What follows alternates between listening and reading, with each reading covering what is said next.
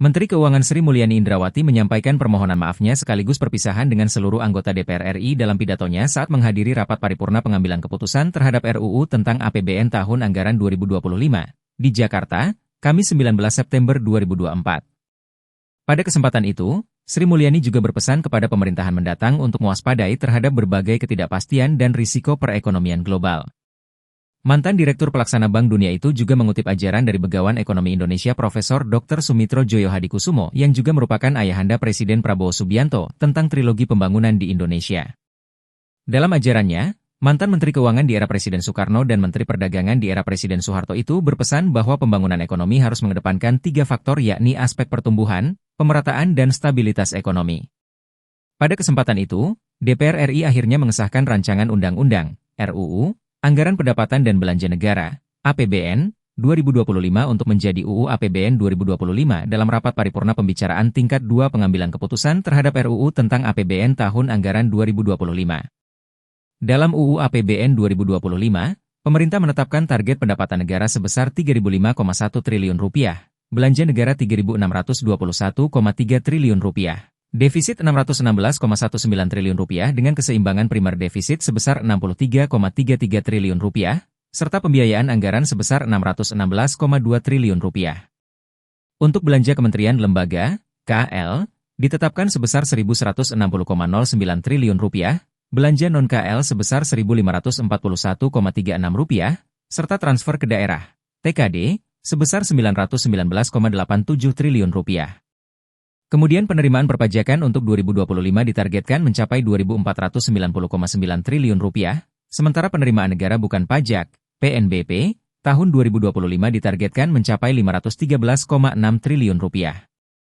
Untuk asumsi dasar ekonomi makro 2025, ditetapkan yakni target pertumbuhan ekonomi sebesar 5,2%, laju inflasi 2,5%, suku bunga surat berharga negara, SBN, 10 tahun sebesar 7%, nilai tukar rupiah Rp16.000 per dolar Amerika Serikat. Harga minyak mentah Indonesia $82 Amerika Serikat per barel, lifting minyak 605.000 barel per hari, dan lifting gas sebesar 1,005 juta barel setara minyak per hari.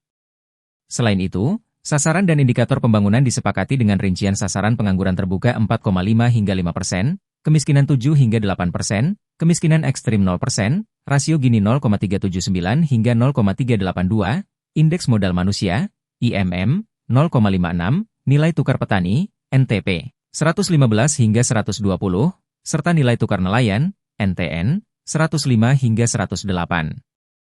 Sesuai mandatnya, APBN sebagai instrumen keuangan negara utama adalah instrumen andalan untuk mendorong pertumbuhan, pemerataan, atau keadilan sosial, dan menjaga stabilitas. Itu adalah esensi fungsi keuangan negara yang tertuang di dalam Undang-Undang Keuangan Negara, alokasi, distribusi, dan stabilisasi. Itu juga merupakan esensi trilogi pembangunan yang diajarkan oleh Profesor Sumitro Joyo Hadikusumo, yaitu ayahanda dari Presiden terpilih, yaitu perekonomian harus dijaga untuk mencapai 3 keseimbangan, yaitu pertumbuhan, pemerataan, dan menjaga stabilitas.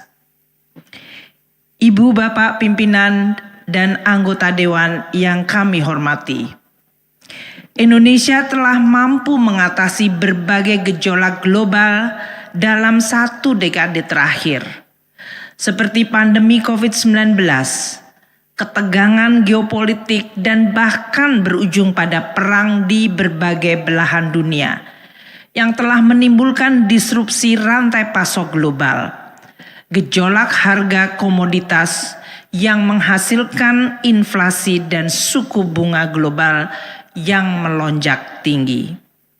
Dunia juga terancam bencana akibat perubahan iklim yang menimbulkan ancaman dan konsekuensi besar bagi manusia dan kemanusiaan, serta beban terhadap keuangan negara.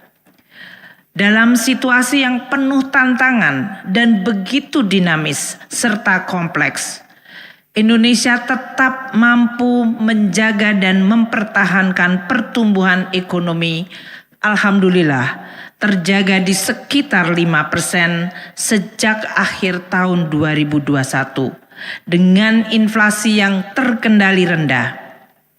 Konsolidasi fiskal dicapai dengan defisit APBN yang turun secara cepat pasca COVID-19 dan kembali di bawah 3% dari PDB hanya dalam waktu 2 tahun. Ini adalah sebuah capaian yang sungguh sangat baik dibanding banyak negara dan merupakan prestasi yang sungguh tidak mudah. Saya sebagai bendahara negara ingin menyampaikan terima kasih kepada DPR RI, pimpinan Badan Anggaran dan seluruh komisi yang selama periode sangat tidak mudah selalu menjadi partner yang bisa diandalkan dalam mengelola negara, ekonomi, dan keuangan negara.